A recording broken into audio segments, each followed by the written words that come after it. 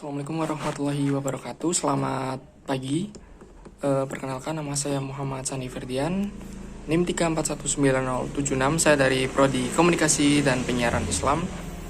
Dan video ini saya buat guna memenuhi tugas UAS mata kuliah Produksi Penerbitan Pers. Yang pertama, dalam sebuah produksi penerbitan pers, terdapat banyak jenis berita. Jelaskan masing-masing jenis berita dan jabarkan. Oke, dalam produksi penerbitan pers sendiri, ada jenis-jenis berita yang cukup populer dan seringkali menjadi menu utama.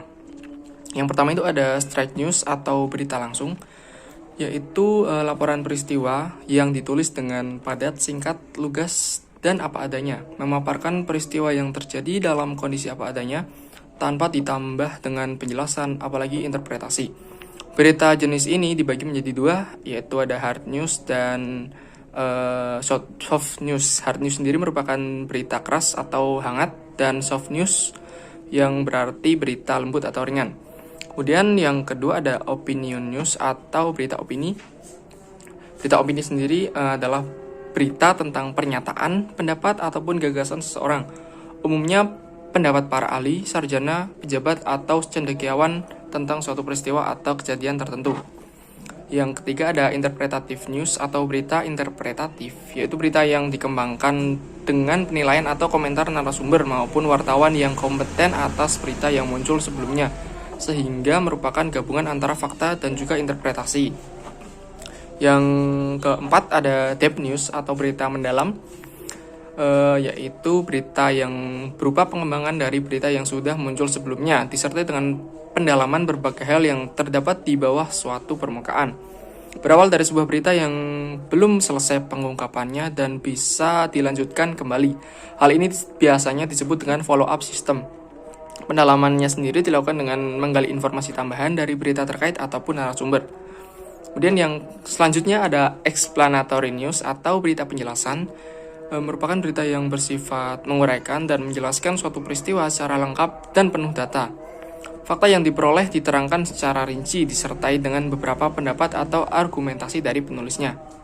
Pada umumnya, berita jenis ini cenderung panjang lebar sehingga harus disajikan secara bersambung dan juga berseri.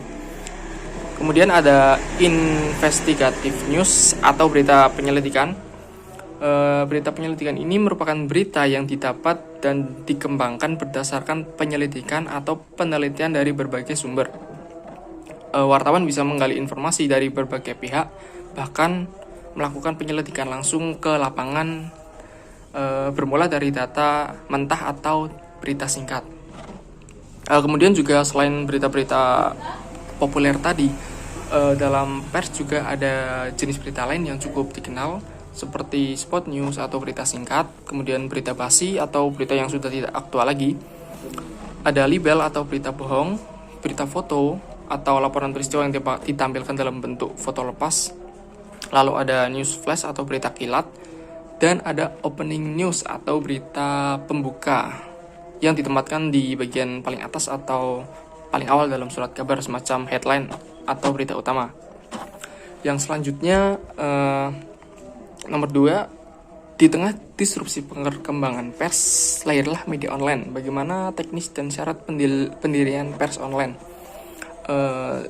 Kita bahas dari segi pemberitaannya dulu. Media online ini sebagai alat jurnalistik pastinya harus tunduk dan taat terhadap kode etik jurnalistik yang ada dan berpegang pada pedoman pemberitaan media cyber, apalagi jika berkaitan dengan online. Selain itu, Dewan Pers juga menetapkan bahwa perusahaan pers juga harus mengacu pada standar perusahaan pers dan standar organisasi perusahaan pers. Jadi pada dasarnya untuk perusahaan pers atau media online, agar bisa diakui secara hukum, dalam pendiriannya harus sesuai dengan ketentuan peraturan perundang-undangan yang ada, seperti salah satunya harus berbadan hukum pastinya. Kemudian dalam pelaksanaan kegiatan jurnalistiknya, media online ini harus tetap berpegang teguh pada undang-undang pers dan juga kode etik jurnalistik, serta pedoman-pedoman yang telah ditetapkan Dewan Pers sebagai lembaga pengawas jurnalistik pastinya.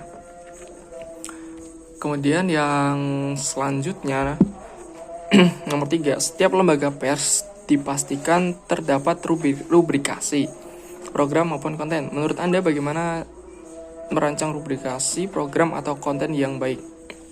Untuk merancang rubrikasi program atau konten yang baik, perusahaan media ini hendaknya melakukan mungkin kolaborasi atau perpaduan antara media cetak, media online, dan juga media elektronik. Apalagi di era sekarang ini, media harus mengkolaborasikan antara manajemen redaksional dan juga korporasional yang bisa ditempuh dengan menjalankan berbagai langkah, seperti perusahaan media cetak bisa melakukan berbagai inovasi dan pelebaran sayap bisnis yang mampu mensinergikan media cetak, media elektronik, dan juga media online. Lalu perusahaan juga harus bisa menggarap ataupun memanfaatkan potensi anak-anak muda, pelajar, dan juga mahasiswa sebagai mitra dalam menghasilkan berbagai produk berita dengan menyediakan rubrikasi khusus ataupun konten-konten khusus.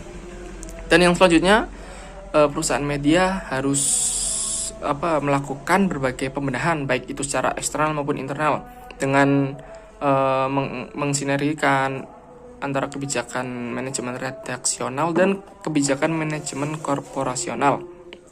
Kemudian yang selanjutnya, perusahaan bisa membangun kanal ataupun laman internet dan juga melakukan reportase dalam berbagai platform. Kemudian integrasi laporan yang secara langsung atau real time, mendorong adanya inovasi, kemudian berkomunikasi dengan pembaca-pembaca muda, lalu juga bisa berinvestasi di bidang mobile device dan membangun komunitas, dan juga bisa menyediakan konten secara gratis ataupun juga bisa, jika ingin eksklusif, bisa berlangganan. Yang selanjutnya, yang keempat, ada apa yang Anda ketahui tentang konvergensi media. Berikan contoh model konvergensi media. Konvergensi media ini memang menjadi hal yang sangat lumrah dan juga harus dilakukan bahkan di era modern ini, apalagi bagi industri pers, agar industri pers ini tetap eksis ataupun tetap hidup. Dan memang salah satu pilihannya ini adalah konvergensi media di era modern ataupun era digital. Konvergensi media ini memang sebuah keharusan bagi industri media cetak khususnya. Namun pada praktiknya ini memerlukan rencana berupa peningkatan sarana dan prasarana dan juga penguatan sumber daya manusia, agar perusahaan pers ini benar-benar mampu menguasai teknologi dan juga informasi. Jadi konvergensi media ini pada dasarnya merupakan sebuah penggabungan ataupun pengintegrasian media-media yang ada untuk dipakai ataupun digunakan ke dalam satu tujuan. Konvergensi ini memang bukan hal baru dan popularitasnya memang akan senantiasa mengalami pembaruan dan juga akan menjadi pembahasan utama dalam beberapa tahun ke depan. Menurut McQuell itu menjelaskan bahwa konvergensi ini dibagi dalam 3 jenis. Ada cooperative convergence yang diibaratkan sebagai sebuah sinergi, seperti contohnya sebuah perusahaan penyedia konten studio film dan recordable. Sinergi ini berubah menjadi konvergensi, sebuah visi satu perusahaan membawa setiap pelayanan yang dimilikinya. Yang selanjutnya ada operational convergence yang terjadi saat pemilik beberapa media properti dalam satu pasar ini mengkolaborasikan operasi terpisah mereka ke dalam satu usaha yang sama. Dan keuntungannya sendiri bisa menghemat biaya, tentunya simpelnya dalam menyewa karyawan. Konvergensi ini memiliki satu kelemahan karena harus melakukan pelatihan terlebih dahulu agar ahli di berbagai media. Dan ada juga device convergence, yaitu kombinasi antara 2 atau 3 perangkat dalam satu mekanisme, seperti iPhone yang memiliki semua perangkat seperti kamera, MP3 player, dan juga masih banyak lagi, dan pastinya dapat menyambung ke internet. Dan device convergence ini memunculkan dirinya dengan cara-cara lain. Dan semua media sepertinya berkonvergen di internet pastinya sebagai saluran utama distribusi mereka. Dan adapun contoh model konvergensi di pers sendiri seperti di masa sekarang ini hampir semua pers ini memiliki media online yang berbasis online seperti halnya Kompas ataupun Tribun, Detik, dan Suara Merdeka. Itu semua ada basis online-nya. Lalu juga radio yang dulunya hanya memakai pemancar ataupun apapun ya pemancar, sekarang bisa melalui streaming. Seperti di KPI sendiri memiliki radio Maharadio yang berbasis streaming. Itu contoh dari konvergensi media di masa sekarang. Lalu yang terakhir, yang kelima, ada nomor 5, dalam mendirikan sebuah lembaga pers telah diatur ketentuannya dalam Undang-Undang Nomor 40 Tahun 99. Apa saja yang harus dipenuhi dalam mendirikan sebuah lembaga pers? Nah, untuk mekanisme pendirian perusahaan media massa sendiri telah diatur memang dalam UU Pers Nomor 40 Tahun 99 di bab 4 pasal 9 yang bunyinya 1.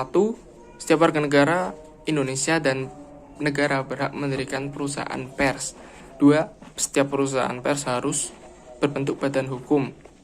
Sebagaimana telah disebutkan pada pasal 1 di atas bahwa perusahaan pers harus berbentuk badan hukum, ditegaskan dalam pasal 9 ayat 2. Akan tetapi dalam penjelasan pasal 1 ayat 2 UU Pers maupun dalam penjelasan pasal 9 ayat 2 tidak jelaskan lebih lanjut badan hukum seperti apa yang harus dipilih.